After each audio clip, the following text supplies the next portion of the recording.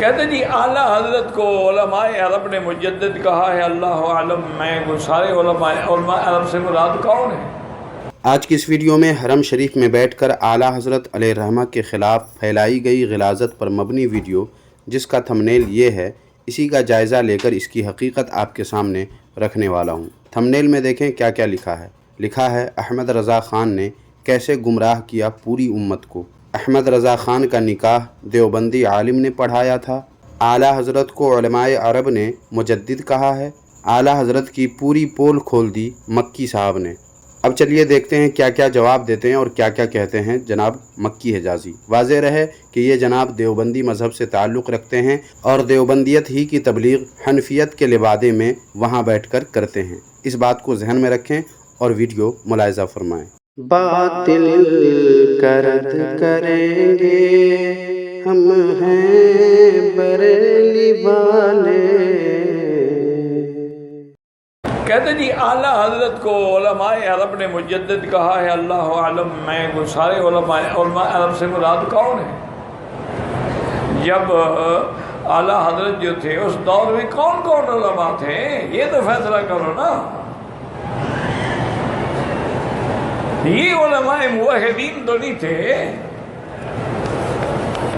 تو اس کی برادری کے کوئی علماء انہوں نے کہہ دیا ہوگا، اس کو تو کیا ہو گیا، کسی کے کہنے سے کیا ہو جاتا ہے، وہ مجدد بن جاتا ہے۔ اگر ایسا ہے تو پھر اعلیٰ حضرت علیہ الرحمہ ہی کیوں، آپ کے اشرف علی تھانوی کو بھی مجدد کہنا اور لکھنا غلط ہوگا، کیونکہ ان کو بھی تو آپ لوگ مجدد الملت کہتے ہیں۔ تو بقول مکی حجازی کے اپنی برادری کے علماء نے اگر کہہ دیا تو کیا ہو گیا، کسی کے کہنے سے کیا ہو جاتا ہے، مجدد بن جاتا ہے۔ لہٰذا دیوبندیوں کو چاہیے کہ اشرف علی تھانوی کو مجدد کہنا اور لکھنا بند کر دیں، یا پھر اپنے مکی حجازی کو سمجھائے کہ ایسے جو منہ میں آتا ہے وہ نہیں بکا کرتے ہیں۔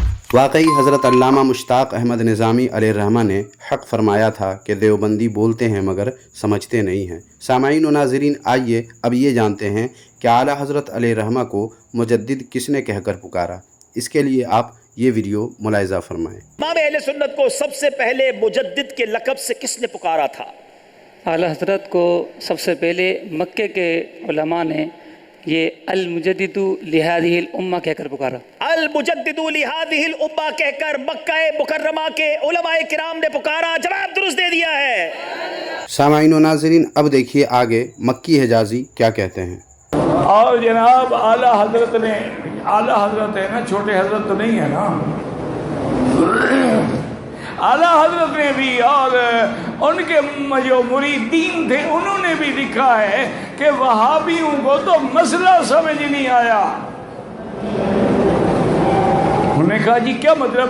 انہوں نے کہا علم غیب تو ہوتا ہی نبی اور ولی کو ہے، اللہ کو تو علم غیب ہوتا ہی نہیں، اللہ کے آگے کوئی چیز چھپی ہوئی نہیں، تو عالم الغیب کیسے ہوئے؟ سمجھ آئی بات کہ نہیں؟ کیسے گمراہ کیا حضور کی امت کو کہ بھئی اللہ تو عالم الغیب ہو نہیں سکتا، اللہ کے آگے کچھ چھپا ہوا نہیں ہے، ہر چیز ظاہر باہر ہے، اور قیامت تک کا ذرہ ذرہ اللہ کے سامنے ہے۔ عالم الغیب تو نبی ہوتے ہیں جن کو پہلے پتہ نہیں ہوتا، بعد میں پتہ لگتا ہے۔ عالم الغیب تو ولی ہوتے ہیں جن کو پہلے پتہ نہیں ہوتا، پھر اللہ علم دیتے ہیں۔ خدا تو عالم الغیب نہیں ہوتا۔ اب ایمان سے کہیں، قرآن میں خدا کہتے ہیں عالم الغیب والشہادہ۔ عالم الغیب کس کی صفت ہے؟ اللہ کہتے ہیں میں عالم الغیب ہوں، اور مولوی کہتے ہیں عالم الغیب نہیں ہے۔ اللہ کی مانے، قرآن کی مانے، نبی کی مانے، ایسے مولوی کی مانے۔ مولوی کی کیوں مانیں گے؟ ماننا تو اللہ رب العزت کا فرمان ہے، قرآن مجید میں جو اعلان ہے ہمیں ماننا تو وہی ہے، مگر سوال یہ ہے کہ اعلیٰ حضرت علیہ الرحمہ نے ایسا کہاں لکھا ہے کہ علم غیب تو ہوتا ہی نبی اور ولی کو ہے؟ اللہ کو تو علم غیب ہوتا ہی نہیں ہے، اللہ کے آگے کوئی چیز چھپی ہوئی نہیں، تو عالم الغیب کیسے ہو گئے؟ یہ اعلیٰ حضرت نے کہاں لکھا ہے؟ اس پر ثبوت پیش کریں۔ سامعین، اس پر جناب مکی حجازی اعلیٰ حضرت علیہ الرحمہ کے متعلق کہتے ہیں کہ کیسے گمراہ کیا حضور کی امت کو کہ اللہ تو عالم الغیب ہو نہیں سکتا، اللہ کے آگے کچھ چھپا ہوا نہیں ہے، ہر چیز ظاہر باہر ہے۔ اور قیامت تک کا ذرہ ذرہ اللہ کے سامنے ہے۔ عالم الغیب تو نبی ہوتے ہیں جن کو پہلے پتہ نہیں ہوتا، بعد میں پتہ لگتا ہے۔ عالم الغیب تو ولی ہوتے ہیں جن کو پہلے پتہ نہیں ہوتا، پھر اللہ علم دیتے ہیں۔ خدا تو عالم الغیب نہیں ہوتا۔ اور اس کے بعد اس بات کو قرآن مجید کے خلاف جناب مکی حجازی نے ثابت کیا، جس پر جواب میں عرض ہے کہ جناب یہ بات اعلیٰ حضرت علیہ الرحمہ نے اپنی کس کتاب میں لکھی ہے؟ دلیل پیش کریں۔ جو دیوبندی یہ ویڈیو دیکھ رہے ہیں ان سے بھی گزارش ہے کہ اپنے علماء کو یہ ویڈیو دکھائیں اور ان سے دریافت کریں کہ ایسا اعلیٰ حضرت علیہ الرحمہ نے اپنی کس کتاب میں لکھا ہے، پھر اس سے مجھے بھی آگاہ کریں کہ آپ کے علماء کیا بتاتے ہیں۔ ویسے سامعین و ناظرین، اعلیٰ حضرت علیہ الرحمہ نے ایسا کہیں لکھا ہے یا نہیں، اس کا اندازہ آپ کو اس سے بھی ہو جائے گا کہ اعلیٰ حضرت علیہ الرحمہ نے تو مخلوق کو عالم الغیب کہنا مکروہ لکھا ہے۔ جی ہاں، مخلوق کو یعنی اللہ کے علاوہ کسی اور کو عالم الغیب کہنا مکروہ لکھا ہے۔ چنانچہ یہ دیکھیں اعلیٰ حضرت کی کتاب الامن والعلا، اس کے صفحہ نمبر 434 پر خود اعلیٰ حضرت علیہ الرحمہ تحریر فرماتے ہیں کہ علم غیب بالذات اللہ عز و جل کے لیے خاص ہے، کفار اپنے معبودان باطل وغیرہم کے لیے مانتے تھے، لہٰذا مخلوق کو عالم الغیب کہنا مکروہ، اور یوں کوئی حرج نہیں کہ اللہ تعالیٰ کے بتائے سے امور غیب پر انہیں اطلاع ہے۔ جبکہ مکی حجازی یہ کہہ رہے ہیں کہ اعلیٰ حضرت علیہ الرحمہ نے نبی اور ولی کو عالم الغیب کہا ہے اور اللہ تعالیٰ کے عالم الغیب ہونے کا انکار کیا ہے۔ مکی حجازی کے اصل جملے آپ نے سن ہی لیے ہیں، پھر سننا ہو تو آپ ویڈیو بیک کر کے ان کے اصل جملے آپ سن سکتے ہیں۔ المختصر یہ کہ جناب مکی حجازی دیوبندی وہابی کی بات سراسر غلط ہے اور اعلیٰ حضرت پر یہ ان کا الزام بلکہ بہتان عظیم ہے۔ اب آئیے میں آپ کو بتاتا ہوں کہ کس نے اللہ تبارک و تعالیٰ کے لیے غیب کا انکار کیا۔ یہ دیکھیے کتاب ہے جس کا نام ہے عاشقان رسول صلی اللہ علیہ وآلہ وسلم کو خواب میں زیارت نبی صلی اللہ علیہ وآلہ وسلم۔ یہ کتاب دیوبندیوں کے فضیلت الشیخ عبدالحفیظ مکی کی پسندیدہ ہے، جو زکریا کاندھلوی دیوبندی وہابی کے خلیفہ ہیں، اور اس کتاب کے لکھنے والے کا نام ہے روح اللہ نقشبندی، جو دیوبندی ہیں۔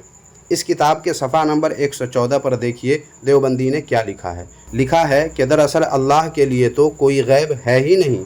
جی ہاں، دیکھ لیجئے، صاف صاف لکھا ہوا ہے کہ دراصل اللہ کے لیے تو کوئی غیب ہے ہی نہیں، اس کے سامنے تو تمام کائنات حاضر ہے۔ ہماری آنکھوں سے جو چیزیں اوجھل اور غائب ہیں اور ہماری معلومات سے جو چیزیں پوشیدہ ہیں وہ سب اللہ کے سامنے ہیں۔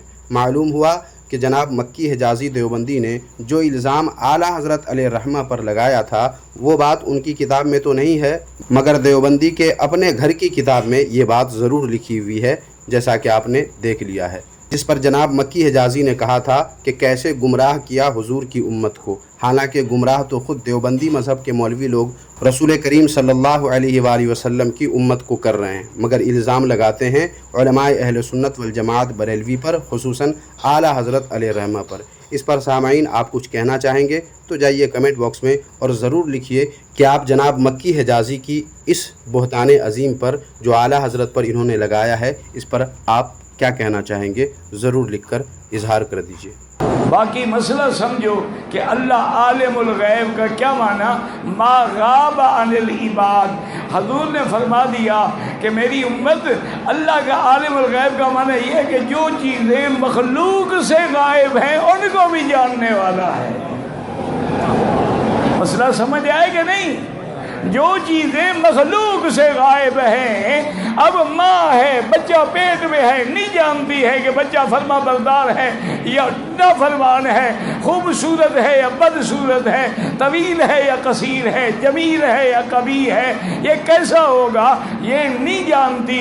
ماں سے غائب ہے لیکن اللہ سے غائب، یہ معنی ہے عالم الغیب۔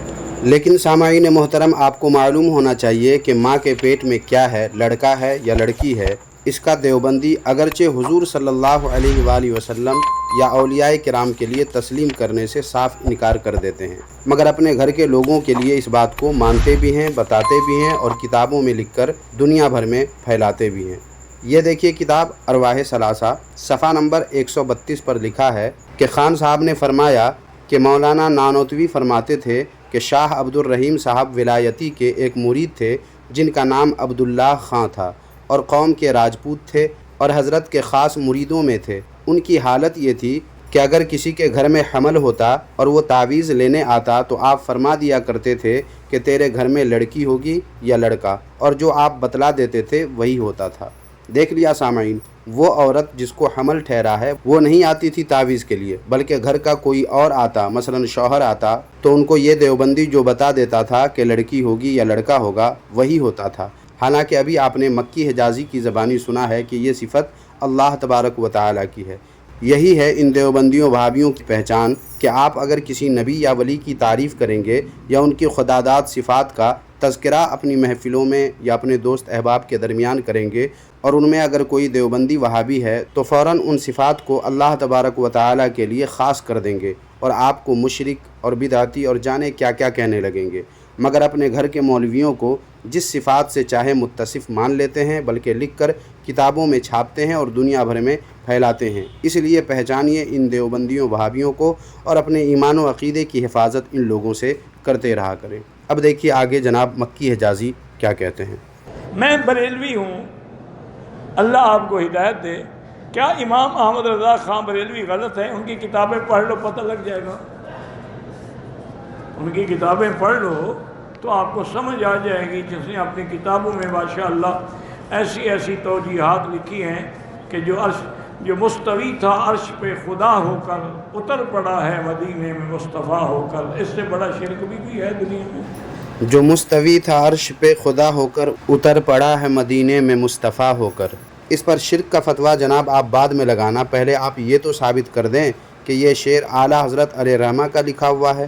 ابھی تو یہ جناب زندہ ہیں، کوئی دیوبندی ان سے جا کر پوچھے کہ یہ شعر اعلیٰ حضرت علیہ الرحمہ کا لکھا ہوا ہے، اگر ہاں تو ان کی کس کتاب میں یہ لکھا ہے حوالہ دیں تاکہ ہم بھی اسے دیکھ سکیں۔ مگر میں بتاتا ہوں کہ جناب مکی حجازی کیا ان کی پوری ذریت مل کر بھی اس شعر کو اعلیٰ حضرت علیہ الرحمہ کا لکھا ہوا شعر ثابت نہیں کر سکتے۔ جو دیوبندی اس ویڈیو کو دیکھ رہے ہیں وہ کوشش کر کے دیکھ سکتے ہیں۔ معلوم یہ ہوا کہ دیوبندی وہابی لوگوں کے درمیان جھوٹ بول بول کر لوگوں کو گمراہ کرتے ہیں اور لوگوں کو اعلیٰ حضرت علیہ الرحمہ سے نفرت دلانے کی کوشش کرتے ہیں۔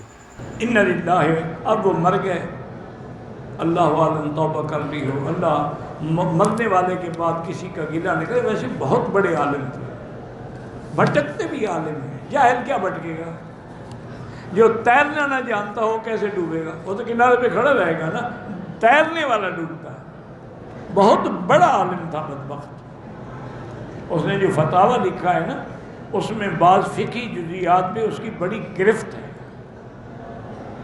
اور کسی نے ان سے پوچھا جو سیدنا معاویہ کے رضی اللہ کے شان میں گستاخی کرتا ہے، گالیاں دیتا ہے، اس نے کہا اللہ کے بندے، تم نے پڑھا نہیں کہ علامہ بغدادی نے کیا لکھا ہے کہ من یشتم معاویہ فہو کلب من کلاب الحاویہ، جو حضرت معاویہ کو گالی دیتا ہے وہ جہنم کے کتوں میں سے کتا ہے۔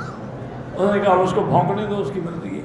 تو بعض باتیں انہیں بڑی عجیب۔ اچھا، کسی ایک نے پوچھا کہ حضرت طوائف اگر خیرات کرے اور ہمیں دعوت دے یا کھانا بھیج دے تو اس کی کمائی تو زنا کی ہوتی ہے، تو وہ کھانا ہم کھائیں یا نہ کھائیں؟ فرمایا بھائی فقیر کا بارہا کا تجربہ ہے، یہ عورتیں ایسے وقت میں قرضہ لے لیتی ہیں، خیرات قرضے سے کرتی ہیں، پھر اپنے پیسے سے قرضہ ادا کر دیتی ہیں، تو پیسہ تو بدل گیا نا، فقہی جزی تو ہے نا۔